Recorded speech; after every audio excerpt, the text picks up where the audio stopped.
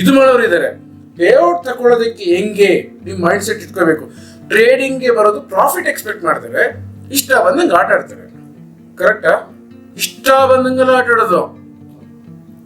Expect ಮಾಡೋದು ಮಾತ್ರ ದುಡ್ಡು ಬೇಕು ಅಂತ. ಆ ದುಡ್ಡು ಹೆಂಗ್ ತಗೊಳ್ಳೋದು ಅಂದ್ರೆ ಪೇಔಟ್ ಅಂತ ಒಂದಿದೆ ಸರ್, ಪೇಔಟ್ ಹಾಕಿ ಸರ್ ಅಂತೆಲ್ಲ ಹೇಳ್ಕೊಳ್ತಾರೆ ಬ್ರೋಕಿಂಗ್ ಹೌಸ್. ನಾನು ಡೈನಮಿಕ್ ಮೆಂಬರ್ಸ್ಗೆ ಏನ್ ಹೇಳ್ತಾ ಇದ್ದೀನಿ ಅಂದ್ರೆ, ಅಂಥ ಒಂದು ಕೆಟ್ಟ ಪರಿಸ್ಥಿತಿಗೆ ಹೋಗ್ಬೇಡಿ, ಅಂಥ ಒಂದು ಚೀಪ್ ಲೆವೆಲ್ಗೆ ಹೋಗ್ಬೇಡಿ, ಅಂಥ ಒಂದು street level mind set correct ಆಗಿ ನೀವು ಉದ್ಧಾರ ಆಗ್ಬೇಕು ಅಂತಿದ್ರೆ ದಯವಿಟ್ಟು ನೀವು ನಿಮ್ಮ ಮೈಂಡ್ ನ ಡೈವರ್ಟ್ ಮಾಡ್ಕೊಳ್ತೇವೆ, ಅಲ್ಲೇ ಸ್ಟ್ರಿಕ್ಟ್ ಆಗಿ ಹೋದ್ರೆ ಆಗುತ್ತೆ. ಇಲ್ಲಾರೆ ಆಗೋದಿಲ್ಲ. ಎಕ್ಸ್ಪೆಕ್ಟೇಷನ್ ಆಸೆ ಮಾತ್ರ ಇರುತ್ತೆ, ಡ್ರೀಮ್ ಮಾತ್ರ ಇರುತ್ತೆ, ಫುಲ್ಫಿಲ್ ಆಗುತ್ತೆ. ಟೋಟಲ್ 95% ಸ್ಟಾಕ್ಸ್ ನಮ್ಮ ಹತ್ರನೇ ಇದೆ, ಬಟ್ ನಾವೇ ಆಪರೇಟ್ ಮಾಡೋದು ಇಲ್ಲ. ಅದು ಯಾವ ಕಡೆಯಿಂದ ನಗ್ಬೇಕು ಅಂತ ನಮ್ಗೆ ಗೊತ್ತಿಲ್ಲ. ಒಂದು ಪರ್ಸನ್ಗೆ ಒಂದು ಪರ್ಟಿಕ್ಯುಲರ್ ಸ್ಟಾಕ್ ಆಗಲಿ, ಕಮೋಡಿಟಿ ಆಗಲಿ, ಕರೆನ್ಸಿ ಆಗಲಿ ಒಂದು ಲಿಮಿಟೇಷನ್ ಕೊಟ್ಟಿರ್ತಾರೆ. ಇಷ್ಟೇ ಇನ್ವೆಸ್ಟ್ ಮಾಡಿ, ಇಷ್ಟೇ ಟ್ರೇಡ್ ಮಾಡಬೇಕು ಅಂತ. ಇವಾಗ ಫಾರ್ ಎಕ್ಸಾಂಪಲ್ ಎಕ್ಸ್ಚೇಂಜು ಇಲ್ಲ, ಸೆಬಿ ಇಲ್ಲ, FMC ಇಲ್ಲ, ಇನ್ನೊಂದು ಅವ್ರ ಲಿಮಿಟೇಷನ್ ಕ್ರಾಸ್ ಮಾಡಕ್ ಹೋದ್ರೆ ನನ್ನ ಹತ್ರ 1000 ಕೋಟಿ ಇದೆ, ನಾನು ಬರೀ ಈ ಒಂದು ಪರ್ಟಿಕ್ಯುಲರ್ ಸ್ಟಾಕ್ ಅಲ್ಲಿ ಟ್ರೇಡ್ ಮಾಡ್ಬೇಕಂದ್ರೆ ಅಷ್ಟು ಶೇರ್ಸ್ ಇರಲ್ಲ ಆ ಕಂಪನಿಲಿ. ಹೆಂಗ್ ಟ್ರೇಡ್ ಮಾಡಕ್ಕಾಗುತ್ತೆ? ಒಂದು ಪರ್ಸನ್ಗೆ ಒಂದು ಪರ್ಟಿಕ್ಯುಲರ್ ಸ್ಟಾಕ್ ಆಗಲಿ, ಕಮೋಡಿಟಿ ಆಗಲಿ, ಕರೆನ್ಸಿ ಆಗಲಿ ಒಂದು ಲಿಮಿಟೇಷನ್ ಕೊಟ್ಟಿರ್ತಾರೆ. ಇಷ್ಟೇ ಇನ್ವೆಸ್ಟ್ ಮಾಡಿ, ಇಷ್ಟೇ ಟ್ರೇಡ್ ಮಾಡಬೇಕು ಅಂತ. ಇವಾಗ ಫಾರ್ ಎಕ್ಸಾಂಪಲ್ ಎಕ್ಸ್ಚೇಂಜು ಇಲ್ಲ, ಸೆಬಿ ಇಲ್ಲ, FMC ಇಲ್ಲ, ಇನ್ನೊಂದು ಅವ್ರ ಲಿಮಿಟೇಷನ್ ಕ್ರಾಸ್ ಮಾಡಕ್ ಹೋದ್ರೆ ನನ್ನ ಹತ್ರ 1000 ಕೋಟಿ ಇದೆ, ನಾನು ಬರೀ ಈ ಒಂದು ಪರ್ಟಿಕ್ಯುಲರ್ ಸ್ಟಾಕ್ ಅಲ್ಲಿ ಟ್ರೇಡ್ ಮಾಡ್ಬೇಕಂದ್ರೆ ಅಷ್ಟು ಶೇರ್ಸ್ ಇರಲ್ಲ ಆ ಕಂಪನಿಲಿ. ಹೆಂಗ್ ಟ್ರೇಡ್ ಮಾಡಕ್ಕಾಗುತ್ತೆ? ಆ company total shares net worth 1 lakh crore ಇಟ್ಕೊಳ್ಳೋಣ ಫಾರ್ ಎಕ್ಸಾಂಪಲ್.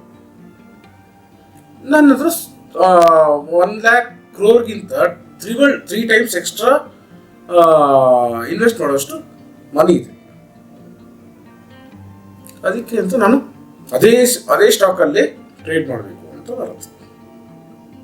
ಪರ್ಮಿಷನ್ ಇಲ್ಲ, ಹೆಂಗ್ ಮಾಡ್ತೀರ? ಅದೇ ಯಾರೋ ನನಗೆ ಸಿಕ್ಕಿದ್ರು, ನಾನೇ ಆಪರೇಟ್ ಮಾಡ್ತೀನಿ, ನಾನು ಆಪರೇಟರು ಒಂದು ಪರ್ಟಿಕ್ಯುಲರ್ ಸ್ಟಾಕ್ನ ಅಂತ. ಹೌದಾ, ಹಂಗಂದ್ರೆ ಏನು ಅಂತ ಕೇಳಿದ್ರು. ಏನು ಆಪರೇಟ್ ಮಾಡೋದಂದ್ರೆ ಏನು ಅಂತ ಕೇಳಿ. ಇಲ್ಲ, ನಮ್ದೊಂದು ಸ್ಟಾಕ್ ಇದೆ, ಟೋಟಲ್ 95% ಸ್ಟಾಕ್ಸ್ ನಮ್ಮ ಹತ್ರನೇ ಇದೆ, ಬಟ್ ನಾವೇ ಆಪರೇಟ್ ಮಾಡೋದು ಇಲ್ಲ. ಅದು ಯಾವ ಕಡೆಯಿಂದ ನಗ್ಬೇಕು ಅಂತ ನಮ್ಗೆ ಗೊತ್ತಿಲ್ಲ. ಹೌದಾ ಸರ್, ಓಕೆ ಸರ್ ಅಂತ ಬಂದ್ರಿ. ರಿಯಲಿ ನೀವೇನಾದ್ರು ಟ್ರೇಡರ್ ಆಗಿದ್ರೆ ಇದಕ್ಕೆ ಅರ್ಥ ನಿಮ್ಗೆ ಗೊತ್ತಾಗುತ್ತೆ. ಸೊ ಇಂಥ ಆಪರೇಟರ್ಸ್ ಎಲ್ಲ ಇದ್ದಾರೆ. ಪೋರ್ಟ್ಫೋಲಿಯೋ ಡೈವರ್ಟ್ ಹೆಂಗ್ ಮಾಡ್ಬೇಕು ಅಂತ ಅವ್ರಿಗೆ ಗೊತ್ತು. ಈ ಪೋರ್ಟ್ಫೋಲಿಯೋ ಡೈವರ್ಟ್ ಮಾಡ್ಬೇಕಂದ್ರೆ ನೋಡಿ, ಫಸ್ಟ್ ನಾನು ಹೇಳಿದೆ, ಇರೋ ಅಮೌಂಟು ಬರೀ ಆಪ್ಷನ್ನಲ್ಲೇ ಇಷ್ಟೊಂದು ಪ್ರಾಫಿಟ್ ಬರುತ್ತೆ ಅಂತ ಹಾಕಿದ್ರೆ ನಿಮಗೆ ಸಿಗಲ್ಲ ಅಷ್ಟು ಪ್ರಾಫಿಟ್. ಫ್ಯೂಚರ್ಗೆ ಡೈವರ್ಟ್ ಮಾಡಿ ಒಂದು ಇದು ಪೋರ್ಷನ್ ಲಿಮಿಟ್ಸ್ ಅಂತ ಒಂದು, ಇವಾಗ ನಿಮಗೆ ಆ ಪ್ರೆಸೆಂಟೇಷನ್ ಅಲ್ಲಿ ಒಂದು ಲಿಂಕ್ ಕೊಡ್ತೀನಿ, ಅಲ್ಲಿ ನಿಮ್ಗೆ ಎಲ್ಲ ಡೀಟೇಲ್ಸ್ ಬಂದ್ಬಿಡುತ್ತೆ NSE ಕಡೆಯಿಂದಾನೆ. ಅದೇ ತರ MCX ಅಲ್ಲಿ ಇರುತ್ತೆ, ಕರೆನ್ಸಿಲಿ ಇರುತ್ತೆ, ಈವನ್ ಫಾರೆಕ್ಸ್ ಮಾರ್ಕೆಟ್ ಹೋದ್ರೂ ಇರುತ್ತೆ. ಒಂದೊಂದು ರೇಂಜ್ ಅಲ್ಲಿ ಇರುತ್ತೆ. ಕ್ಲಿಯರ್? ನೀವೇನ್ ಮಾಡ್ಬೇಕು, ನಾನು ಬ್ಯಾಂಕ್ ನಿಫ್ಟಿ ಆಪ್ಷನ್ ಅಲ್ಲಿ ನನಗೆ ಲಕ್ಷ ಹಾಕಿ ಕೋಟಿ ಬಂದ್ಬಿಡ್ತು ಅಂದ್ಬಿಟ್ಟು 1,000 ಕೋಟಿನೂ ಒಂದೇ ಸತಿ ಬೈ ಮಾಡಕ್ ಹೋದ್ರೆ ಏನಾಗುತ್ತೆ? ಅದು ಫುಲಿಶ್ ಆಗುತ್ತಾ? ಅಲ್ಲಿ ಹೆಂಗೆ ನೀವು ಆರ್ಗನೈಸ್ ಮಾಡ್ಕೋಬೇಕು, ಮಾಡ್ಕೋಬೇಕು ನೀವು ಟ್ರೇಡ್ ಮಾಡುತ್ತಾ ಇರೋಂಥ ಸ್ಕ್ರಿಪ್ಟ್ಸ್ನ ಇಲ್ಲ ಎಲ್ಲಾನು ನಿಮ್ದು 1 ಲಕ್ಷನೇ ಸ್ಟಾರ್ಟ್ ಮಾಡಿದ್ದೀರಾ ಆಸ್ ಎ ಡೈನಾಮಿಕ್ ಮೆಂಬರ್. ನಿಮ್ಗೆ 1,000 ಕೋಟಿ ಬಂದಾಗ ನಾನು ಅದೇ ಸ್ಕ್ರಿಪ್ಟ್ ಅಲ್ಲೇ ನಾನು ಇಷ್ಟು 1,000 ಕೋಟಿ ಅರ್ನ್ ಮಾಡಿದ್ದು ಅಂತ ಫೂಲಿಶ್ ಎಮೋಷನ್ಸ್ನ ಇಟ್ಕೋಬೇಡಿ, ಸೂಪರ್ಸ್ಟಿಷಿಯಸ್ ಬಿಲೀಫ್ನ ಇಟ್ಕೊಳ್ಬೇಡಿ. ಡೈವರ್ಟ್ ಮಾಡ್ಕೊಂಡು ಹೋಗಿ, ಫಂಡ್ಸ್ನ ಡೈವರ್ಟ್ ಮಾಡ್ಕೊಂಡು ಹೋಗಿ. ನೆಕ್ಸ್ಟ್ ಪೇಔಟ್ ಪ್ಲಾನ್ ಅಂತ ಇದೆ.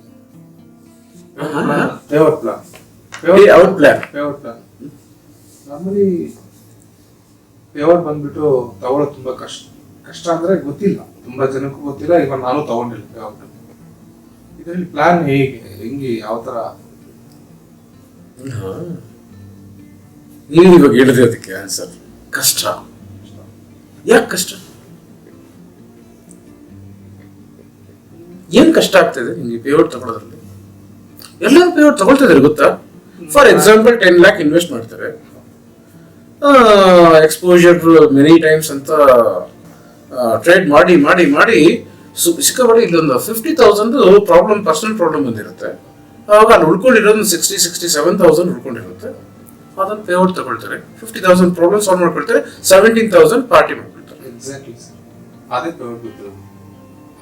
ಅದೇ ಪೇಔಟ್ ಪ್ಲಾನ್. ಇಲ್ಲ, ಸಾವಿರಾರು ಜನ ಟ್ರೇಡರ್ಸ್ ನಾನು ಜೊತೆ ನೋಡಿದ್ದಾರೆ. ಪೇಔಟ್ ಪ್ಲಾನ್ ಅಂತ ಇಡೀ ವರ್ಲ್ಡ್ ಅಲ್ಲಿ ಇಂಡಿಕೇಟರ್, ಸಿಗ್ನಲ್, ಅದೇನೋ ಟಿಪ್ಸು, ಕಾಲ್ಸು ಇದು ಮಾಡೋರಿದ್ದಾರೆ. ಪೇಔಟ್ ತಗೊಳ್ಳೋದಕ್ಕೆ ಹೆಂಗೆ ನಿಮ್ ಮೈಂಡ್ ಸೆಟ್ ಇಟ್ಕೋಬೇಕು. ಟ್ರೇಡಿಂಗ್ಗೆ ಬರೋದು ಪ್ರಾಫಿಟ್ ಎಕ್ಸ್ಪೆಕ್ಟ್ ಮಾಡ್ತಾರೆ, ಇಷ್ಟ ಬಂದಂಗೆ ಆಟ ಆಡ್ತಾರೆ. ಕರೆಕ್ಟಾ? ಇಷ್ಟ ಬಂದಂಗೆಲ್ಲ ಆಟ ಆಡೋದು. ಎಕ್ಸ್ಪೆಕ್ಟ್ ಮಾಡೋದು ಮಾತ್ರ ದುಡ್ಡು ಬೇಕು ಅಂತ. ಆ ದುಡ್ಡು ಹೆಂಗ್ ತಗೊಳ್ಳೋದು ಅಂದ್ರೆ ಪೇಔಟ್ ಅಂತ ಒಂದಿದೆ ಸರ್, ಪೇಔಟ್ ಹಾಕಿ ಸರ್ ಅಂತೆಲ್ಲ ಹೇಳ್ಕೊಳ್ತಾರೆ ಬ್ರೋಕಿಂಗ್ ಹೌಸ್ ಅಲ್ಲಿ. ಇದೆ 10 ಲಕ್ಷ ಇನ್ವೆಸ್ಟ್ ಮಾಡಿರ್ತಾರೆ, ಒಂದು 67 ಸಾವಿರ ಉಳ್ಕೊಂಡಿರುತ್ತೆ. ಅದನ್ನ ಪೇಔಟ್ ಹಾಕೊಳ್ಳೋದು ಪೇಔಟ್ ಪ್ಲಾನ್ ಅಲ್ಲ, ಅದು ಹೊಡೆಸ್ಕೊಳ್ಳೋ ಪ್ಲಾನ್. ಸಾರಿ, ನಿಜನೇ, ನಾನೇನ್ ಮಾಡಕ, ನಾನು ನಿಜನೇ ಮಾತಾಡ್ಬೇಕು. ಸೊ ಇಲ್ಲಿ ನಾನು ಡೈನಮಿಕ್ ಮೆಂಬರ್ಸ್ಗೆ ಏನ್ ಹೇಳ್ತಾ ಇದ್ದೀನಿ ಅಂದ್ರೆ, ಅಂಥ ಒಂದು ಕೆಟ್ಟ ಪರಿಸ್ಥಿತಿಗೆ ಹೋಗ್ಬೇಡಿ, ಅಂಥ ಒಂದು ಚೀಪ್ ಲೆವೆಲ್ಗೆ ಹೋಗ್ಬೇಡಿ, ಅಂಥ ಒಂದು ಸ್ಟ್ರೀಟ್ ಲೆವೆಲ್ ಮೈಂಡ್ ಸೆಟ್ಗೆ ಹೋಗ್ಬೇಡಿ. ಹೋಗ್ತಿ ಇದ್ದಾಗ 10 ಲಕ್ಷ ಹಾಕಿದ್ರೆ 50 ಲಕ್ಷ ಇರೋ ಒಂದು 2 ತಿಂಗಳಿಗೆ 3 ತಿಂಗಳಿಗೆ ಪೇಔಟ್, ಒಂದು 2 ಕೋಟಿ 3 ಕೋಟಿ ವರ್ಷಕ್ಕೆ ಪೇಔಟ್. ಆ ಥರ ಪೇಔಟ್ ತಗೊಂಡು ನಾನು ತಗೊಳ್ಳೋಂಥ ಪೇಔಟ್ ಪ್ಲಾನ್ ಮಾತ್ರ ಮಾಡಿದ್ದು. ಯಾರು ಸಾರಿ ಅಂಥದ್ದಲ್ಲ. ಸೊ ನೋಡಿ, ಇದು ಬಿಸ್ನೆಸ್ ತರ ನೀವು ಪ್ಲಾನ್ ಮಾಡಿದ್ರೆ ಮಂತ್ಲಿ ನಿಮ್ ಮೇಂಟೆನೆನ್ಸ್ಗೂ ಪೇಔಟ್ ತಗೊಳಕ್ಕೆ ಇಲ್ಲಿ ಟೆಕ್ನಿಕ್ ಇದೆ, ವೇ ಇದೆ. ಅದನ್ನ ಇವತ್ತು ನಮ್ ಕಂಟ್ರಿನೇ ಬಿಟ್ಬಿಡಿ, ವರ್ಲ್ಡ್ ಅಲ್ಲಿ ಇವನ್ ಫೋರೆಕ್ಸ್ ಮಾರ್ಕೆಟ್ ಅಲ್ಲೂ ಇದು ಪೇಔಟ್ ಪ್ಲಾನ್. ನಾನು ಇದು 2 years ಆಯ್ತು ಎಕ್ಸ್ಪ್ರೆಸ್ ಮಾಡಕ್ ಸ್ಟಾರ್ಟ್ ಮಾಡಿ.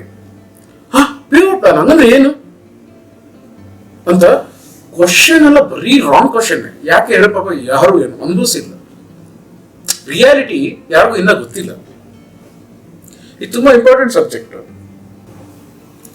ಮಂತ್ಲಿ ತಗೊಳ್ಳೋದು, ಕ್ವಾರ್ಟರ್ಲಿ ತಗೊಳ್ಳೋದು ಪೇಔಟ್, ಮತ್ತೆ ಇಯರ್ಲಿ ತಗೊಳ್ಳೋದು.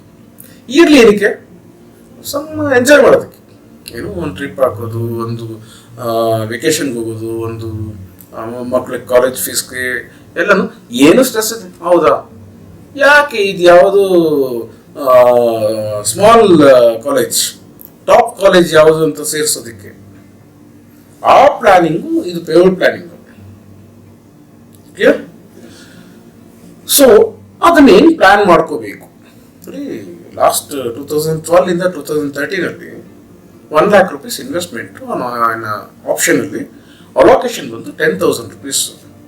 1 year ಡೈನಾಮಿಕ್ ಸಿಸ್ಟಮ್ ಏನಿರುತ್ತೆ, ಡೈನಾಮಿಕ್ ಲೈವ್ ಏನಿರುತ್ತೆ ಅಂತ, ಆಮೇಲೆ ಈ ಟ್ರೈನಿಂಗ್ ಏನಿರುತ್ತೆ ಅಂತ ಮಾಡ್ಕೊಂಡು ಬಂದವರು ಒಬ್ರು ಇದ್ದಾರೆ. ಅವ್ರಿಗೆ ನಿಜ ಹೇಳಕ್ರೆ ಅವ್ರು ಟ್ರೇಡರ್ ಅಲ್ಲ, ಹೊಸದಾಗಿ ಬಂದವರು. ಇವ್ರಿಗೆ ಇದೆಲ್ಲ ಗೊತ್ತೇ ಇಲ್ಲ. ಹೇಳಿದ್ದನ್ನ ಸ್ಟ್ರಿಕ್ಟ್ ಆಗಿ ಡೈಲಿ ಬೆಳಗ್ಗೆ ಎದ್ದು ಏನ್ ಮಾಡ್ಬೇಕು ಅಂತ ಹೇಳಿ ಸಂಜೆವರೆಗೂ ಏನ್ ಮಾಡ್ಬೇಕು ಅಂತ ಹೇಳಿದ್ರೆ ಮಾಡಿದ್ದವರಿದ್ದಾರೆ. ಅವ್ರು ಬಂದು ಅಲೋಕೇಶನ್ ಎಷ್ಟು 1 lakhಗೆ 10,000 rupees.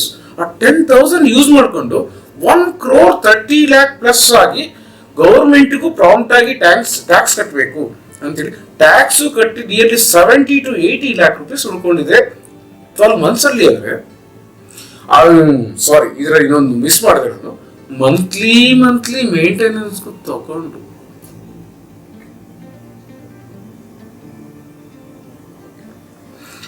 ಪರ್ಫೆಕ್ಟ್ ಆಗಿ ಯಾರು ಬಿಸ್ನೆಸ್ ಅಂತ ಅನ್ಕೊಂಡು ಇದನ್ನ ಸ್ಟ್ರಿಕ್ಟ್ ಆಗಿ ರೂಲ್ಸ್ ನ ಫಾಲೋ ಮಾಡ್ಕೊಂಡು ಹೋಗ್ತಾರೋ ಅವರು ಇದೇ ತರ ಎಂಜಾಯ್ ಮಾಡಕ್ಕಾಗುತ್ತೆ. ಅದೇನ್ ಪ್ಲಾನಿಂಗ್ ಅಂತ ಇನ್ಸ್ಟ್ರಕ್ಷನ್ ಪ್ರೆಸೆಂಟೇಷನ್ ನೋಡ್ಕೊಳ್ಳಿ, ಅಲ್ಲಿ ಹೇಳಿದ್ದೀನಿ ನೋಡ್ಕೊಳ್ಳಿ. ಬಟ್ ಕರೆಕ್ಟ್ ಆಗಿ ನೀವು ಉದ್ಧಾರ ಆಗ್ಬೇಕು ಅಂತಿದ್ರೆ ದಯವಿಟ್ಟು ನೀವು ನಿಮ್ಮ ಮೈಂಡ್ ನ ಡೈವರ್ಟ್ ಮಾಡ್ಕೊಳ್ತೆ ಅಲ್ಲೇ ಸ್ಟ್ರಿಕ್ಟ್ ಆಗಿ ಹೋದ್ರೆ ಆಗುತ್ತೆ. ಇಲ್ಲರೆ ಆಗೋದಿಲ್ಲ. ಎಕ್ಸ್ಪೆಕ್ಟೇಷನ್ ಆಸೆ ಮಾತ್ರ ಇರುತ್ತೆ, ಡ್ರೀಮ್ ಮಾತ್ರ ಇರುತ್ತೆ, ಫುಲ್ಫಿಲ್ ಆಗಲ್ಲ.